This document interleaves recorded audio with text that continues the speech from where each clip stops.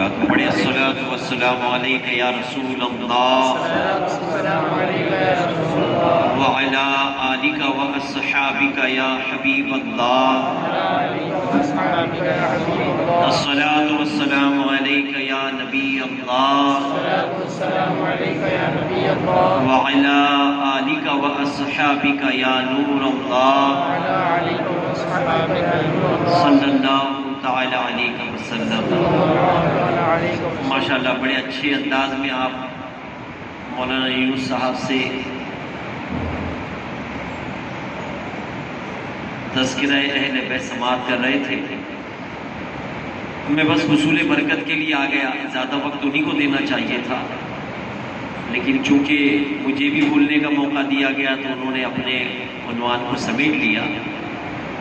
میں بھی مختصر زیادہ آپ کا وقت نہ لیتے ہوئے دو تین باتیں عرض کر کے چلا جاؤں گا۔ کربلا کی جنگ عاشورے کے دن محرم کی 10 تاریخ ہے، جمعہ کا دن ہے، اور کربلا کی جنگ وقوع پذیر تھی۔ آپ جانتے ہیں کہ عاشورے کا دن روز ازل سے ہی مقدس ہے۔ عاشورے کے دن ہی سیدنا آدم علیہ السلام کے جسم کی تخلیق ہوئی، عاشورے کے دن ہی آپ کی دعا اللہ تبارک و تعالیٰ کی بارگاہ میں مقبول ہوئی، عاشورے کے دن ہی سیدنا نوح علیہ السلام کی کشتی 6 مہینہ پانی میں طوفان میں رہتے ہوئے عاشورے کے دن کنارے لگی، عاشورے کے دن سیدنا یونس علیہ السلام مچھلی کے پیٹ سے برآمد ہوئے، عاشورے کے دن سیدنا ابراہیم علیہ السلام کو نمرود نے آگ میں ڈالا، لیکن عاشورے کے دن آپ پر وہ آگ گلے گلزار ہو گئی۔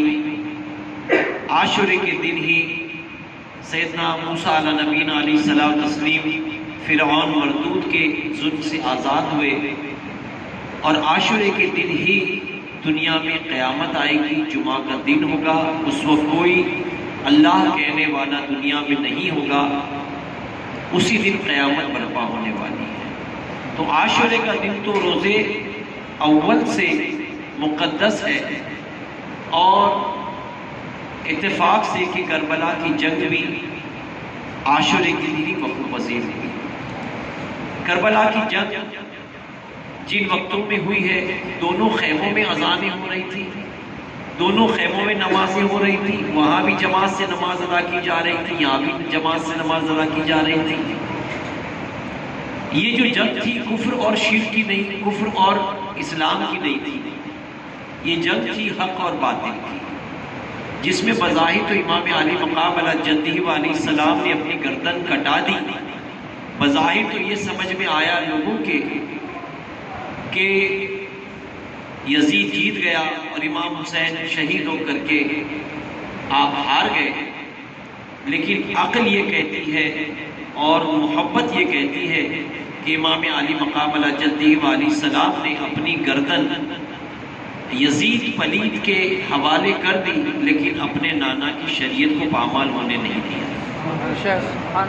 نانا نے جو شریعت لائی تھی، اس شریعت کا جس طریقے سے اہتمام صدیق اکبر نے کیا تھا، جس طرح اس شریعت کا اہتمام عمر بن خطاب فاروق اعظم نے کیا تھا، اس شریعت کا جس طرح احترام سیدنا عثمان ذو النورین نے کیا تھا، جس شریعت مطہرہ کا احترام سیدنا مولا کائنات مولا علی نے کیا تھا، اور جس شریعت کا احترام تمام صحابہ نے کیا تھا، وہ شریعت کو آپ نے پامال ہونے نہیں دیا، اور حق اور باطل کی جنگ ہوتے ہوئے آپ نے یہ بتا دیا کہ حسین قتل ہونے کے باوجود بھی سرخرو ہے، اس لیے کہ جب یہ قافلہ لٹا ہوا قافلہ دمشق کی طرف روانہ ہوا تو دیکھنے والوں کی نگاہوں نے دیکھا ہے کہ جیتنے والے زمین پر تھے، بظاہر جیتنے والے زمین پر تھے، لیکن جو جیت گیا تھا حقیقی معنوں میں اس کا سر بلند تھا،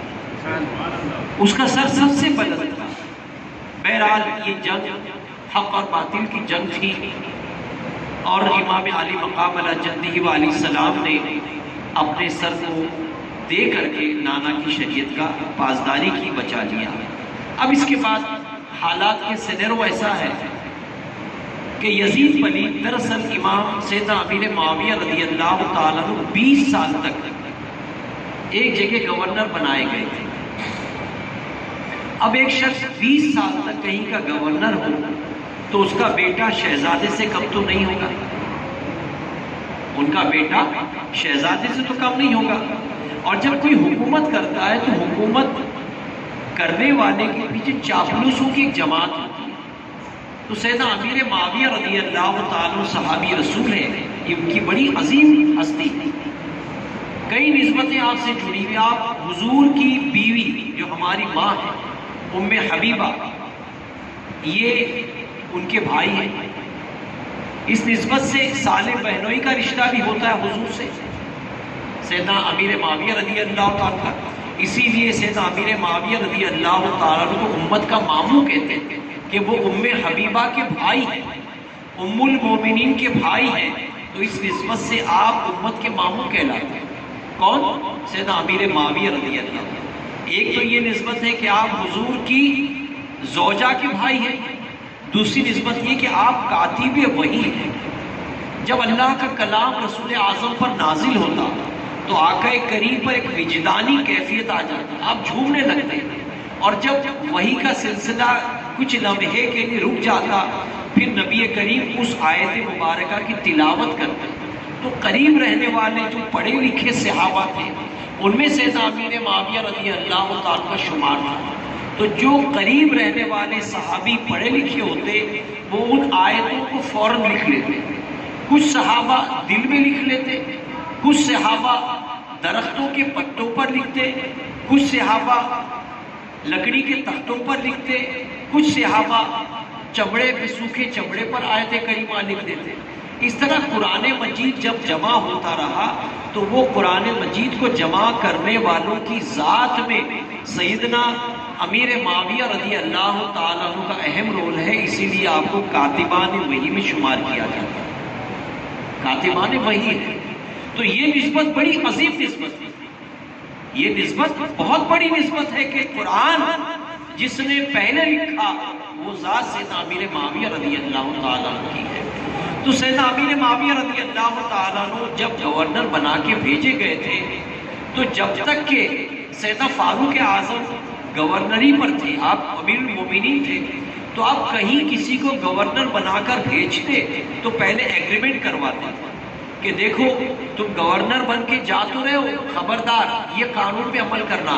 پہلا قانون، چھانا ہوا آٹا نہیں کھاؤ، آٹا چھان کے نہیں کھاؤ گے، ایک قانون۔ دوسرا قانون، پتلے کپڑے نہیں پہنو گے، پتلے کپڑے نہیں پہنو گے۔ تیسرا قانون، دروازے پر سپاہی دربان نہیں لگاؤ گے۔ ایسے قانون سکھا کر کے آپ کہیں کسی کو گورنر بنا کر بھیجتے تھے، بڑی سختی برتتے تھے سیدنا عمر فاروق رضی اللہ تعالیٰ۔ ایک مرتبہ ایسے ہی کسی شخص کو گورنر بنانا تھا، اس کے گھر تشریف لے گئے اور اس سے ایگریمنٹ کر رہے تھے کہ تجھے کیسے کیسے قانون پہ عمل کرنا ہوگا۔ اتنے میں وہ شخص کا بچہ رینگتے رینگتے آ گیا، سیدنا فاروق اعظم نے اس کے بچے کو اٹھایا، گود میں رکھا، اس کے گال کو چوما، بوسہ لیا، سینے سے لگایا، تھوڑی گدگدی کی، تو وہ ایگریمنٹ سائن کرتے کرتے وہ گورنر بننے والا جب اس نے سیدنا فاروق اعظم کو اپنے بچے کے ساتھ ایسی محبت کرتے دیکھا تو کہا کہ حضور جتنی محبت، جس طرح محبت آپ میرے بچے سے کر رہے ہیں، اتنی محبت تو میں نے کبھی اپنے بچے سے کیا نہیں۔ جب یہ سنے فاروق اعظم کھڑے ہوئے، وہ ایگریمنٹ کو پھاڑ دیا اور فرمایا جب تو اپنے بچے سے محبت نہیں کر سکتا تو پھر تو حضور کی امت سے کیسے محبت کرے گا؟ تو گورنر بنانے کے لائق نہیں، ایگریمنٹ پھاڑ دیا۔ تو یہ تھا ان کا چھان چھان کر کے کہیں کسی کو منصب دیتے تھے۔ لیکن سیدنا عثمان غنی رضی اللہ عنہ جب خلافت پر آئے تو انہوں نے اپنے قبیلے، اپنے رشتہ داروں کو الگ الگ جگہ اپوائنٹ کیا ان کی صلاحیت دیکھ کر۔ تو انہی میں سیدنا امیر معاویہ رضی اللہ تعالیٰ عنہ بھی ایک جگہ کے گورنر بنائے گئے تھے۔ اب چونکہ امام علی مقام علی جدی علیہ السلام اور آپ کے بیٹے بھائی سیدنا امام حسن مجتبی رضی اللہ عنہ، ان کے خون میں جو تھا جس میں فاطمہ کا دودھ تھا، جیسے بھی یونس بھائی نے بتایا کہ فاطمہ کا دودھ تھا، رسول اعظم صلی اللہ علیہ وسلم کا لعاب تھا اور علی کا خون تھا. تو انہوں نے کبھی بھی دنیا کو ترجیح نہیں دی، کبھی بھی ترجیح نہیں دی. ان کی اولاد غوث اعظم فرماتے ہیں غوث اعظم نے 80,000 درہم کا امامہ پہنا ہے، 80,000 درہم کا امامہ پہنا تھا. کسی نے تعریف کیا حضور امامہ کتنا اچھا ہے، اتار کے اس کو دے دیں. ہم 8,000 کا 800 کا امامہ پہنے گا، کسی نے تعریف کی تو اگر ہم 2 فٹ اونچے ہو جائیں گے کہ وہ تعریف کیا ہے، ہم اتار کے نہیں دیں گے. لیکن سیدنا غوث اعظم رضی اللہ عنہ 80,000 درہم کا امامہ صرف مرید نے تعریف کیا، آپ نے اتار کر دے دیا. تو یہ وہ خاندان تھا کہ جن کو دنیا کے مال و متاع سے کوئی سروکار نہیں تھا. ان کی ٹھوکروں میں زمانہ تھا، ان کی ٹھوکروں میں زمانہ تھا. تو امیر معاویہ رضی اللہ عنہ کی محبت سے اور ان کے شہزادے کی طرح پلتے پلتے یزید کا دماغ بھی خراب ہو گیا، اور پھر وہ دنیا کی رنگ و رلیاں میں، ناچ گانوں میں اور زناکاریوں میں اور برائیوں میں ملوث ہوتا رہا. اور پھر اس طریقے سے جب اس نے امیر معاویہ کے پردہ فرمانے کے بعد خلیفہ ہونے کا دعویٰ کیا تو اب خون علی رنگ لایا، اور اس نے کہا، امام علی مقام نے کہا کہ میں اپنا سر دے دوں گا لیکن یزید پلید کے ہاتھ پہ ہاتھ نہیں دوں گا. اس لیے کہ یزید کے دور میں جب اس نے فتوی بازی میں یہ کہہ دیا کہ باپ کے مرنے کے بعد اس کی بیوہ سے نکاح جائز ہے، اور طرح طرح کی خرافاتی رسموں کو اس نے اپنے فائدے کے لیے امت میں رائج کرنے کی کوشش کی، تو اس نے امت میں بگاڑ پیدا کیا. میں اس کے ہاتھ پر ہاتھ دے کر کے اپنے نانا کی شریعت کو بدنام نہیں کروں گا. میں سر دے سکتا ہوں لیکن ہاتھ نہیں دے سکتا. اگر ہاتھ دے دیا تو رہ کے دنیا تک لوگ مثالیں لیں گے کہ دیکھو مصلحتاً امام حسین نے لٹا اپنا قافلہ، بیوی بچوں کو لے کے نکلے تھے، ہاتھ دے دیا اس لیے کہ بیوی بچوں کا خیال کیا. اسی لیے بڑے بڑے معاملات میں سرنڈر ہو جانا چاہیے. امام علی مقام نے یہ بتایا کہ چاہے ساتھ میں بیوی بچے ہوں، ساتھ میں عورتیں ہوں، لیکن جب حق اور باطل کی بات آئے تو اپنی گردن کٹا دو، لیکن کمپرومائز اس بات پر نہیں ہوگا کہ شریعت کو نیچے گرنے دیا جائے، بلکہ شریعت ہمیشہ مقدم رہے گی. بہرحال جب امام علی مقام علی جدہ علیہ السلام کی شہادت ہو گئی، اور یہ واقعات آپ ہمیشہ سنتے ہیں، چند باتیں حصول برکت کے لیے بتا دوں کہ یہ لٹا ہوا قافلہ پھر دمشق کی طرف آیا، اور پھر مختار ثقفی ایک ایسا بندہ نکلا کہ جس کی قسمت بڑی اچھی ہو سکتی تھی لیکن بدنصیبی بھی آ گئی. مختار ثقفی نے ایک ایک لوگوں کو چن چن کر بدلہ لیا. علماء فرماتے اس میں جن لوگوں نے عاشورے کے دن جشن منایا تھا اور جنہوں نے خوشی کا اظہار کیا تھا کہ نواسہ رسول شہید ہو گئے، خوشی کا اظہار کیا تھا، ویسے لوگوں کو بھی اس نے چن چن کر کے واصل جہنم کیا، جس میں ابن زیاد کا بھی ذکر آتا ہے، شمر کا بھی ذکر آتا ہے، اور جو ہے وہ یزید کا بھی ذکر آتا ہے. ابن زیاد کا معاملہ ہے کہ ان کے دور میں ابن زیاد نے ابن زیاد کا دوست تھا. دیکھیں کتنی بڑی حرمہ نصیبی ہے یہ کربلا کے سینروں میں کہ جو عشرہ مبشرہ ہے، سیدنا سعد ابن ابی وقاص رضی اللہ عنہ جن کو اعلیٰ حضرت فرماتے ہیں وہ 10 جن کو جنت کا مزدہ ملا، اس مبارک جماعت پہ لاکھوں سلام. تو ان جماعت میں سیدنا سعد ابن ابی وقاص رضی اللہ عنہ وہ صحابی ہیں کہ جن کو حضور نے جنت کی بشارت دنیا میں دی، لیکن ان کا بیٹا یزید کے ساتھ ہے، ان کا بیٹا یزید کے ساتھ ہے، ابن سعد یزید کے ساتھ ہو گیا. اسی طرح امیر معاویہ مقدس ذات ہے، ان کا بیٹا ذلیل یزید ہو گیا. تو یہ جو لوگ تھے یہ سب دنیا کی طمع اور دنیا کی لالچ میں ایک دوسرے کے خون کے پیاسے ہو گئے. اسی لیے ام المومنین سیدنا عائشہ صدیقہ رضی اللہ تعالیٰ عنہ فرماتی ہے کہ حضور کے پردہ کرنے کے بعد سب سے پہلی بدعت ہم میں یہ آئی کہ لوگوں نے پیٹ بھر کھانا شروع کیا، ورنہ صحابہ کی حالت تھی کہ مہینوں ہفتوں ان کے گھر میں چولہا نہیں جلتا تھا. وہ فاقہ کشی کے ساتھ رہتے تھے. رسول اعظم کی کسی نے دعوت کی، آپ جب پہنچے تو آپ نے روٹیاں اٹھائی، روٹی پر گوشت رکھا اور فرمایا کہ صاحب خانہ سے اجازت لے کے فرمایا یہ روٹی اور گوشت فاطمہ کو پہنچا دو، اس لیے کہ فاطمہ کے گھر میں ہفتے بھر سے چولہا نہیں جلا۔ تو یہ وہ لوگ مقدس تھے کہ جن کے گھر میں چولہا نہیں جلتا، مہینوں جلتا نہیں تھا چولہا، لیکن بعد میں حضور نے یہ پیش گوئی کر دی تھی کہ میرے بعد مجھے یہ ڈر ہے کہ تم دنیا کے دیوانے ہو جاؤ، دنیا میں لگ جاؤ۔ آج ہم بھی لگ گئے دنیا میں، ہم کیا نہیں لگے؟ دیکھو ہمارے جیب میں بھی اگر 1000 کی نوٹ 500 کی نوٹ ہے تو پاکٹ کے کسی کونے میں بھی 1-2 نوٹ ہٹا کے رکھے، چھپا کے رکھا ہے، یہ برے وقت میں کام آئے۔ کہیں فولڈ کر کے کونے میں ڈال کے نوٹ رکھی ہمارے پاکٹ کے اندر، یہ کبھی کام آئے گی، برے وقت میں کام آئے۔ ہمارے کباڑ میں بھی پیسے ہیں، ہمارے اکاؤنٹ میں بھی پیسے ہیں، یہ حال ہمارا۔ تو میرے عزیزوں، دنیا کی تما، دنیا کی لالچ کی خاطر میدان کربلا میں جو کچھ ہوا یہ خیر دنیا کے لیے ہی ہوا، لیکن اس کے بعد یہ قافلہ جب لٹا ہوا قافلہ واپس آیا تو دیکھیں کہ آپ جانتے ہیں نا کہ آج کوئی قادری ہے، کوئی سہروردی ہے، کوئی نقش بندی ہے، کوئی رضوی ہے، کوئی اشرفی ہے، کیا سلسلے کہاں سے چلے؟ فرمایا جب یہ قافلہ مدینہ منورہ میں آ گیا تو سیدنا بیمار زین الدین، بیمار